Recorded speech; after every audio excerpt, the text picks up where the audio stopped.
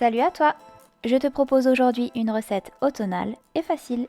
Une tarte rustique à la poire, à la noisette et au chocolat. Je m'appelle Liv et sur Litchi & Sweets, je publie chaque dimanche mes meilleures recettes et techniques de pâtisserie pour réussir tes réalisations à la maison. N'hésite pas à t'abonner pour voir les prochaines vidéos. Pour cette recette, tu auras besoin d'une pâte sucrée. Je te propose de retrouver ma recette de pâte sucrée en barre d'informations. Et tu auras aussi besoin de chocolat, d'un œuf pour la dorure, de poire, de poudre de noisette et de sucre cassonade. Et nous utiliserons aussi pour la décoration des noisettes. Une fois que tu as réalisé ta pâte sucrée et qu'elle est au congélateur pour reposer, on va pouvoir s'occuper des poires. On va les couper en deux, retirer les pépins et les couper en fines lamelles d'environ 5 mm d'épaisseur.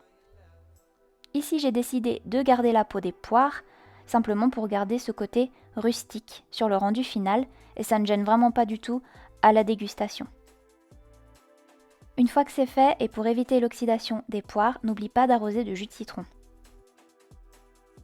On va maintenant pouvoir sortir la pâte sucrée du congélateur. Elle peut être un peu dure selon le temps que tu l'as laissée au congélateur, mais elle va vite reprendre en température et tu vas pouvoir l'étaler entre deux feuilles de papier guitare ou bien entre deux feuilles de papier sulfurisé. Une fois que ta pâte est étalée à hauteur de 3 mm environ d'épaisseur, tu vas pouvoir la lisser.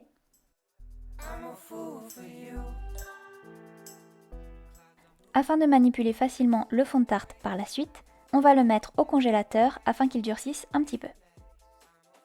Pendant ce temps, on va faire chauffer notre chocolat par tranche de 30 secondes au micro-ondes ou au bain-marie si tu n'as pas de micro-ondes bien sûr.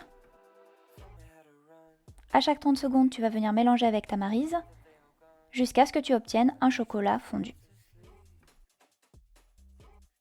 Tu peux maintenant sortir la pâte du congélateur et retirer la feuille. On va venir garnir le fond de tarte de poudre de noisette. Et tu vas laisser 4 cm sur les bords, puisque nous allons venir plus tard rabattre ces bords sur les fruits.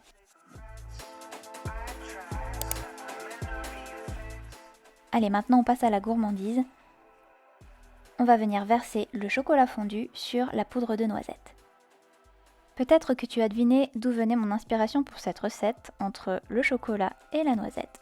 Si ça te rappelle une certaine pâte à tartiner, je n'y suis pour rien. Allez, on va venir rajouter sur notre tarte nos tranches de poire. On va venir former une rosace pour que ce soit plus joli au rendu final, mais toujours en gardant notre marge de 4 cm. On peut maintenant rabattre les bords de la tarte sur les fruits. Donc pour ça, tu vas plier un peu grossièrement, il faut qu'on garde ce côté rustique, petit à petit, comme je fais là. Voilà, tu tournes ta plaque pour éviter de tourner sur toi-même, ce sera plus facile, et tu plies. Pour obtenir une belle pâte dorée, on va venir appliquer avec un pinceau à pâtisserie du jaune d'œuf sur la pâte. Et toujours pour le côté rustique et très gourmand, on va venir saupoudrer de sucre cassonade la dorure. Ici on ne sucre que la dorure, ce n'est pas comme la tarte rustique aux fruits des bois, c'est une vidéo que j'avais postée que je t'invite à aller voir d'ailleurs. Les fruits étaient acidulés, ici il n'y a vraiment pas besoin, et puis on a aussi du chocolat. Donc on ne sucre pas plus. On va faire cuire notre tarte à 160 degrés pendant 30 à 35 minutes jusqu'à ce qu'elle soit bien dorée. Et à la sortie du four, on va venir verser la dernière touche de gourmandise, le chocolat fondu.